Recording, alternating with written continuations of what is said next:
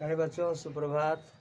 आज मैं द्वितीय पाठ में आज आप लोगों को पाठ पढ़ा देता हूं, क्योंकि मैंने इसमें 2 क्वेश्चन लिखवा दिया है। एक क्वेश्चन लिखित में का और एक क्वेश्चन मौखिक में का। मैंने 2 क्वेश्चन लिखवाया है, लेकिन इस पाठ को मैंने पढ़ाया नहीं था। आज इस पाठ को पढ़ा देता हूँ। इस संगीत शक्ति के मतलब होता है एकता। एकता में बल है।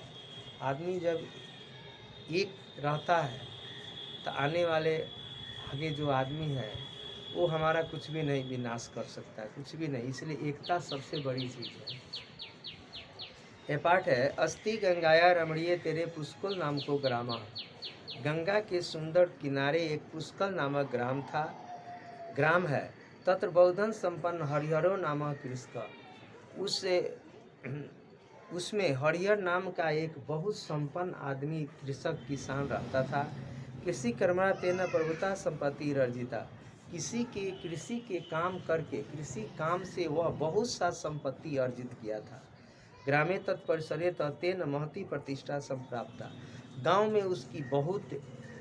में उसका जो था बहुत ही ज़्यादा सम्मान था। तश्चत्वार पुत्र अभवत्। उनके 4 पुत्र हुए। पितृ कार्य सहायता न कुर्वन् प्रत्युत परस्परम नित्यं कलहयान्ते। वह पिता के कामों में सहायता न करके आपस में हमेशा लड़ते झगड़ते रहते थे। एक कथयति, एक कहता था, तुम एवं पिता अधिकं मन्यते। तुम्हारे पिता अधिक मानते हैं। तुम एवं तस् विपुलं संपत्ति प्राप्स्यसि। तुम इससे ज़्यादा संपत्ति प्राप्त करोगे। अपरः वदति, दूसरा बोलता था, तुम अतीव अलसा, तुम बहुत आलसी हो। कदापि किमपि हितकरम उपयोगी कार्यम न करोसि। तुम कभी भी अच्छा काम, भला काम नहीं करते हो। तृतीय तथैव विद्या अध्ययनस्य निंदा करोति।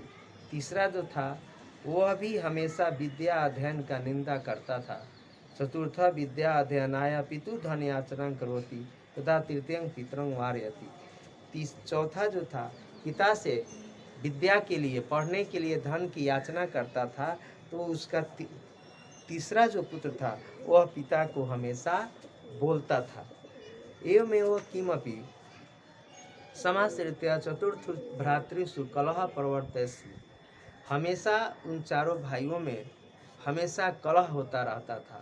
अनेन बुद्धिमान पिता सततं चिंतित तिष्ठति। इससे उसके बुद्धिमान पिता हमेशा चिंतित रहते थे। वृद्ध पिता स्वपुत्रान् कृषि कर्मणा संचालनाय भूयो भूयो प्रेरयति।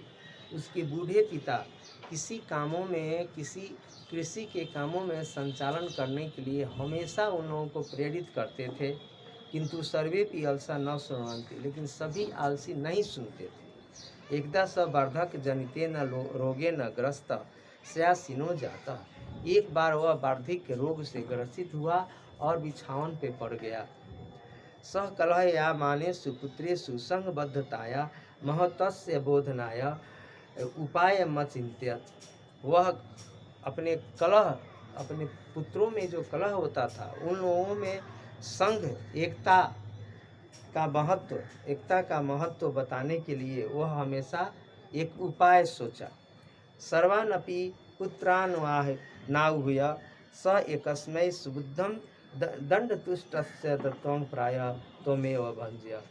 वह सभी पुत्रों को बुलाया और सबको एक लकड़ी का गट्ठर दिया कि इसे तोड़ो, तुम इसे तोड़ो। स कथमपि भंगतु न शक्नोति। वह उसे नहीं तोड़ सका।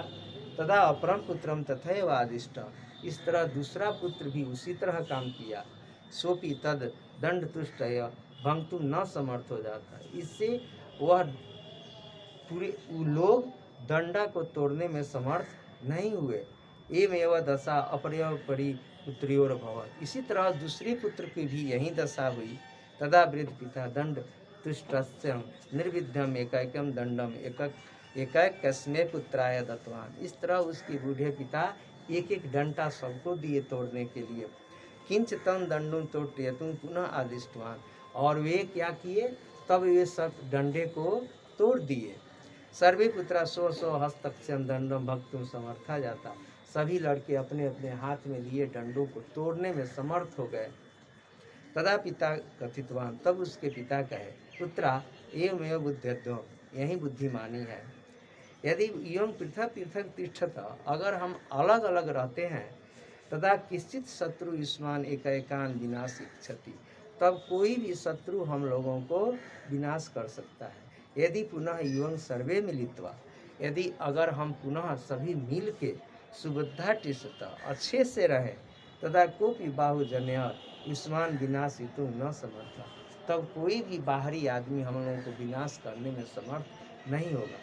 अयम उपदेश है, यही उपदेश है, संहति श्रेयसी पुषाम, एकता ही सबसे बड़ा चीज है। तस्मात् दिवसात् प्रभृति सर्वे भी चत्वारः पुत्रा स्व स्व दुष्ट विचारान त्यक्त्वा परस्परम मेलेन गृहे वर्तन्त पृतश्च सेवाया तम अरोगं कृतवन्तः। यानी तब अगले दिन सभी बच्चे अपने दुष्ट विचार को त्याग दिए और परस्पर आपस मेल में रह के पिता की सेवा किए और उनको निरोग कर दिया। ये पाठ आज हम पढ़ा देते हैं। इसमें हम एक लिखित में क्वेश्चन लिखवाए हैं, फिर हम अगली वीडियो में प्रश्न 2 हम लिखवाएंगे।